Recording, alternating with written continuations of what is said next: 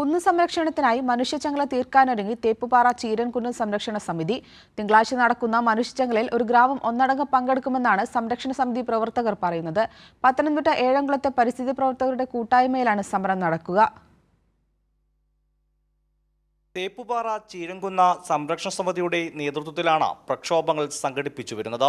കുന്നിടിക്കാനുള്ള നീക്കത്തിനെതിരെ കവികളെ അണിനിരത്തി പ്രതിരോധം സംഘടിപ്പിച്ചിരുന്നു.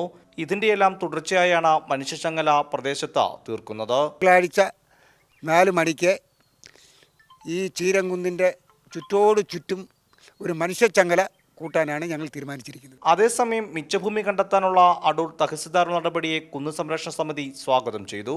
ഏതാണ്ട് 90 ഡിഗ്രി ആംഗിളിൽ സ്ഥിതി ചെയ്യുന്ന ഈ ചീരൻകുന്ന് ഏതാനും മാസങ്ങൾക്ക് മുമ്പ് സാർസ് ഇൻഫ്രാസ്ട്രക്ചർ എന്ന് പറയുന്ന ഒരു സ്ഥാപനത്തിൻ്റെ ആളുകൾ വന്ന് 24 ഏക്കർ ഭൂമി വാങ്ങുകയാണ് ഉണ്ടായത്.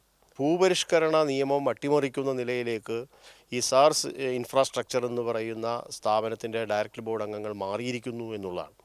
എന്നുവെച്ചാൽ ഭൂപരിഷ്കരണ നിയമത്തിൽ പറയുന്നതിനപ്പുറത്തേക്കുള്ള ഭൂമി ഇതിനോടകം തന്നെ അവരുടെ കൈവശമുണ്ട്. അതിനാവശ്യമായ നിയമ നടപടികളിലേക്ക് അടൂർ തഹസിൽദാരുടെ നേതൃത്വത്തിൽ പോകുന്നു എന്ന നിലയിലേക്കുള്ളൊരു കത്താണ് ഞങ്ങൾക്ക് ഇന്നലെ ലഭിച്ചിട്ടുള്ളത്. അപ്പോൾ തീർച്ചയായും ഇത് സംബന്ധിച്ചുൾപ്പെടെയുള്ള മുഴുവൻ കാര്യങ്ങളും അന്വേഷിക്കുകയും ഈ ചീരൻകുന്നിന് ഒരു കോട്ടവും തട്ടാത്ത നിലയിൽ 3 ജലസ്രോതസ്സുകളാണ് ഈ കുന്നിൻ്റെ അടിവാരത്ത് നിന്ന് ഉത്ഭവിക്കുന്നത്. പരിസ്ഥിതി സംരക്ഷണത്തോടൊപ്പം അതിജീവനത്തിനായുള്ള പോരാട്ടത്തിലാണ് ഏഴംകുളം നിവാസികൾ. കൈരളി ന്യൂസ്, പത്തനംതിട്ട.